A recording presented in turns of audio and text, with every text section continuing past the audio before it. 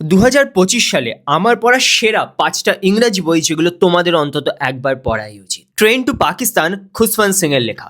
1947 সালের আগস্ট মাস ভারত সবেমাত্র স্বাধীনতা লাভ করেছে এবং ভারত এবং পাকিস্তানের সীমান্তবর্তী এক গ্রামে ধীরে ধীরে যে অস্থির পরিবেশ সৃষ্টি হয়েছে সেটা নিয়ে লেখা এক অত্যন্ত ডিস্টার্বিং উপন্যাস এটা। A room of one's own Virginia উলফের লেখা। সকল মহিলাদের ইচ্ছা এবং অধিকার নিয়ে লেখা কিছু অত্যন্ত ইম্পর্টেন্ট এসে এই বইটাতে রয়েছে। কিছু অন্যতম ইম্পর্টেন্ট কোটস এই বইটা থেকে তোমরা খুঁজে পাবে। The cat who saved books by Sosuke Natsukawa. সমাজে যখন বই পড়ার আগ্রহ ক্রমশই কমে আসছে তখন বইকে বাঁচানোর জন্য এক বিড়াল একটি ছেলের সাথে অ্যাডভেঞ্চারে বেরিয়ে পড়েছে।